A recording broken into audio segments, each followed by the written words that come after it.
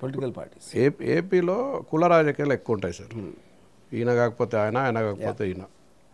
మీ సినిమాలో ఏ రాజకీయాలు ఉంటాయి? నేను అసలు కాస్ట్ అనేది నిజంగా ప్రాక్టికల్ ఎఫెక్ట్ ఉంటుందని నేను నమ్మను. అది నేను పర్సనల్గా మాట్లాడితే కాస్ట్ అంటారు కానీ ఓట్ వేసేవాడు సింపుల్ కామన్ సెన్స్, వాడికి ఏం మేలు జరుగుతుంది ఇతను ఉన్న మూలాన ఒక పాయింట్. లేదా అతను రాకూడదు ఎందుకంటే అతను వస్తే నాకేదో నష్టం జరుగుతుంది అనేది ఒక పాయింట్. లేకపోతే ఎవడున్నా ఓకే అని ఒకడు ఉంటాడు, ఆడు నాలంటాడు ఒకడు. సో ఈ ఆస్పెక్ట్స్లో నాకు నష్టం జరిగినా సరే నా కులం వాడు రావాలి అని ఒకడు అనుకుంటాడని నేను బిలీవ్ చేయను.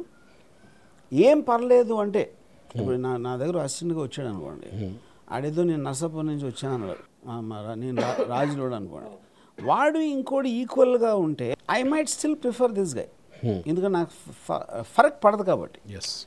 కానీ అవతలోడు వీడికన్నా కొంచెం బెటర్ అయినా నేను తీసుకోను, ఎవరు తీసుకోరు అనేది నా బిలీఫ్. అది మనకి నష్టం వచ్చేదాని పని ఎవడూ చేయడు మనిషి అనేవాడు. కానీ మొన్న జరిగిన కానీ మాట్లాడతారు కానీ ప్రాక్టికల్గా చేయరు. ఇప్పుడు మీరు ఒక సినిమా ప్రొడ్యూసర్ అనుకోండి, మీరు కమ్మ అనుకోండి, కాపు డైరెక్టర్ పెద్ద హిట్ తీసాడు, కమ్మ డైరెక్టర్ పెద్ద ఫ్లాప్ తీసాడు, ఎవరిని తీసుకుంటారు మీరు?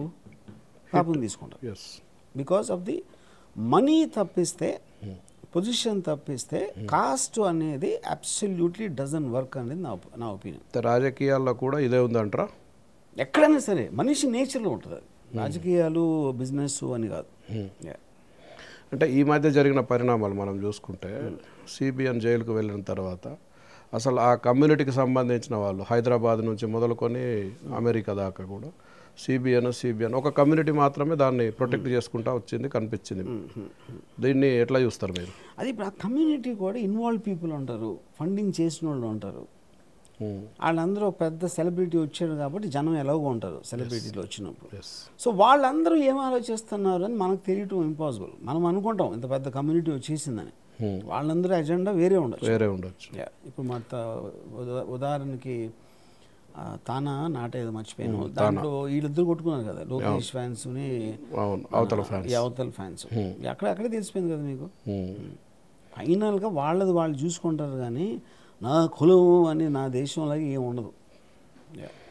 సరే, ఆంధ్ర రాష్ట్ర రాజకీయాల్లో పర్టికులర్గా మీ కమ్యూనిటీకి సంబంధించి చాలా పెద్ద కమ్యూనిటీ, ఎందుకు రాజకీయాల్లో రాణించలేకపోతుంది? నాకు ఫస్ట్ ఆఫ్ ఆల్ పెద్ద కమ్యూనిటీ నేను అనుకోను, రాజు చాలా చిన్న కమ్యూనిటీ అనుకోను. అంటే ఐ మీన్ చెప్పుకోవడంలో అప్పర్ క్యాస్ట్ అంటారు కదా, అగ్రవర్ణాలు.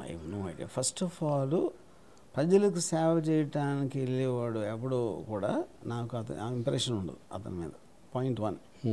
ఇంకోటి మరి రాజులు కాబట్టి రాజులు మహారాజు మనస్తత్వంలో నామోషి ఫీల్ అవుతారేమో, ఫాల్స్ ఫేస్ నాకు తెలియదు.